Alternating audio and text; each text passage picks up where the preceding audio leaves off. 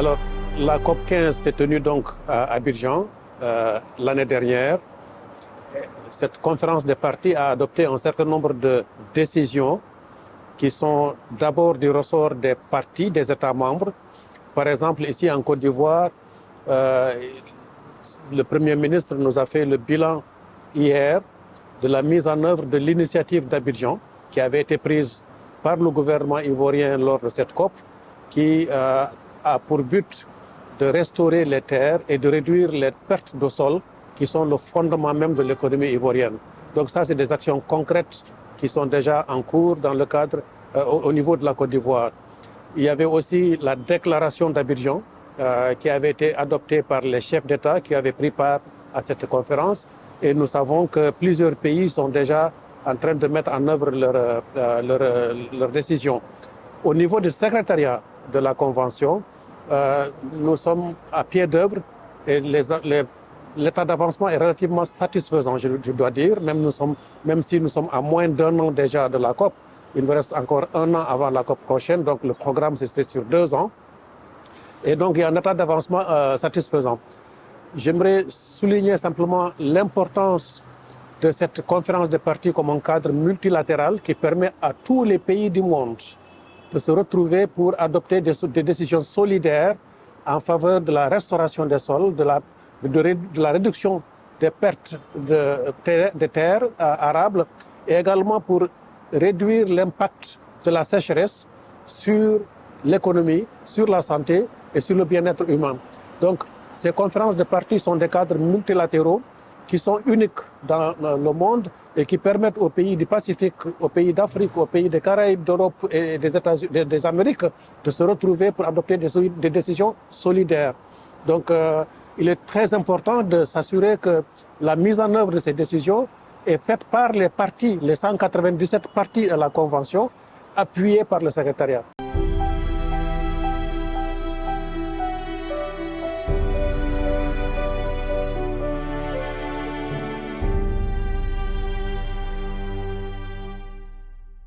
La sécheresse est vraiment un phénomène très insidieux qui attaque à la fois l'économie, le bien-être humain, mais aussi le bien-être des écosystèmes. C'est un phénomène très complexe qui n'est pas nouveau. Les sécheresses ont existé depuis des milliers d'années, mais les fréquences et l'intensité des sécheresses telles qu'on les connaît aujourd'hui est quelque chose d'inédit. Et donc à la COP15 à Abidjan, un groupe de travail intergouvernemental avait été mis en place pour que les parties à la Convention, dans leur globalité, puissent se retrouver par petits comités de manière à faire avancer le dossier avant la COP 16 qui est prévue en 2024 en Arabie Saoudite. Et donc ce groupe de travail se réunit régulièrement pour faire le point, pour mener des études et il est prévu que les conclusions de ce groupe de travail soient portées à la conférence des parties, à la prochaine conférence des parties qui est donc prévue l'année prochaine. Alors, le groupe de travail va proposer, il va faire des recommandations, mais encore une fois, on n'attendra pas la fin d'un groupe de travail pour commencer à travailler sur les sécheresses. Vous savez que aucun pays aujourd'hui n'est épargné par la sécheresse. Au début, on pensait que c'était seulement les pays d'Afrique qui subissaient les sécheresses, parce que c'était effectivement les pays les plus vulnérables. Mais à ce jour, on voit que ni les États-Unis, ni la France, ni le Japon, ni l'Allemagne, ni la Chine ne sont épargnés par les sécheresses. Bien sûr, quand elles frappent les pays les plus vulnérables, ça se traduit par des catastrophes humanitaires, par des pertes en vies humaines. Et quand elles frappent des pays économiquement plus puissants, ils ont des réserves. Et donc, ils puisent sur ces réserves pour subvenir aux besoins de leur population. Par exemple, au moment où on parle, la France est frappée par une sécheresse inédite qui, déjà en hiver, ils ont eu 35 jours, je crois, sans pluie, au moment où il fallait recharger les nappes. Donc imaginez que si la pluie ne revient pas à temps, ce que l'été va devenir et l'impact que cela peut avoir sur l'agriculture et sur l'économie française.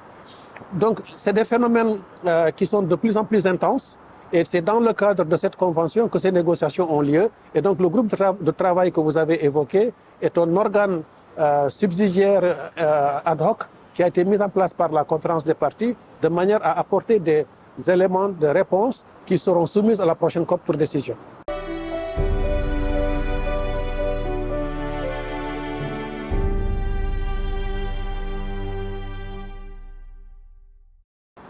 Non, il y a de l'espoir. Il y a des actions absolument nécessaires et qui sont claires maintenant à travers le monde. Il faut mettre en place des systèmes d'alerte précoce parce que la science peut nous informer plusieurs mois à l'avance des tendances de sécheresse ou d'ailleurs d'inondation parce que les deux s'alternent très souvent. Il faut également avoir des plans de riposte bien mis en place et qui sont prêts à être déployés au début des sécheresses, pas au milieu ou à la fin.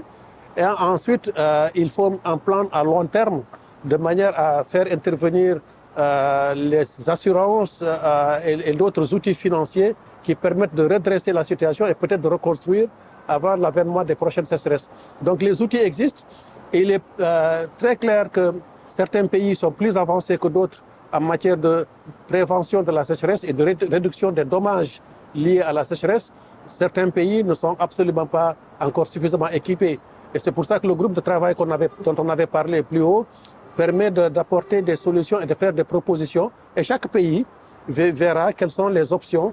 C'est comme un menu dans un restaurant, on choisira l'option qui est la plus appropriée.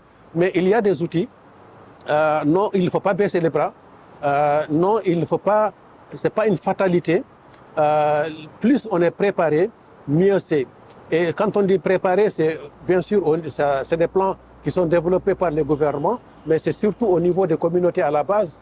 Et il faudrait que les systèmes d'alerte précoce dont on parle ne soient pas limités aux gouvernements centraux, mais que cette information puisse être communiquée dans les langues nationales et à temps, et de manière à ce que tout le monde puisse se préparer et anticiper sur les questions de sécheresse et également puisse reconstruire après les sécheresses.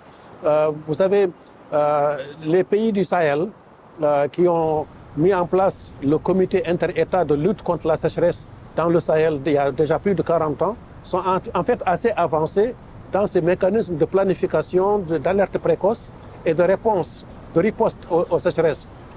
Et c'est grâce à cette méthodologie qu'il y a davantage de résilience dans le Sahel. On n'a pas revu les catastrophes qu'on avait connues dans les années 70 parce qu'on n'était pas suffisamment préparés. Aujourd'hui, les pays sont bien préparés. D'autres pays sont bien équipés pour faire face aux catastrophes. Ce n'est pas forcément les pays les plus riches d'ailleurs. Un pays comme Cuba, qui n'est pas forcément frappé que par des sécheresses, mais est très bien préparé à répondre aux désastres naturels parce qu'ils ont mis en place des systèmes suffisamment solides. Des pays développés ont également mis en place. Donc, c'est à la fois des pays développés et les pays en développement. Et de manière solidaire, on doit partager les informations. Un pays plus avancé économiquement n'est pas forcément un pays mieux préparé à la sécheresse. Donc, il y a des leçons à tirer et des expériences à partager à travers le monde. Et c'est à ça que servent les conférences des parties.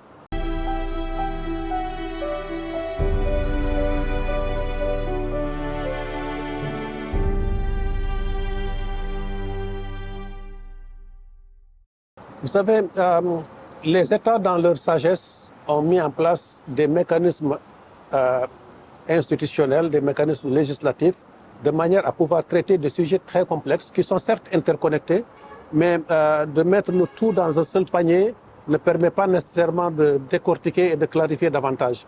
Donc, les 3 conventions de Rio dont vous avez parlé, je rappelle que c'est la convention de lutte contre la désertification, la convention sur la diversité biologique et la convention sur les changements climatiques.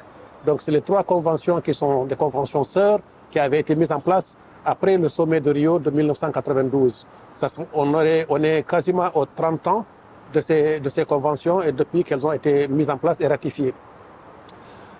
Il y a beaucoup d'efforts à faire pour assurer la mise en œuvre conjointe de ces 3 conventions, particulièrement au niveau national, parce que ce n'est pas les déclarations qui vont résoudre le problème. C'est au niveau national, au niveau du paysan, qu'on ne fasse pas comprendre aux paysans qu'il y a un programme appelé biodiversité ou un programme appelé changement climatique. Le paysan, si je peux m'exprimer ainsi, il en a cure. Le paysan, il a une journée, il a une famille et il a un bien-être à assurer à sa population et à sa famille. Donc il est important que des actions intégrées soient mises en place au niveau gouvernemental, au niveau local, et qu'on travaille avec les autorités locales de manière à assurer une mise en cohérence de ces questions qui sont traitées au niveau international différemment mais au niveau national et au niveau local, doivent être mises en jour de manière intégrée et au jour le jour. Donc oui, il était question de développer une déclaration. Elle aura lieu, mais elle ne sera pas suffisante pour changer le cours des choses, à moins que l'action sur le terrain se fasse de manière un peu plus intégrée.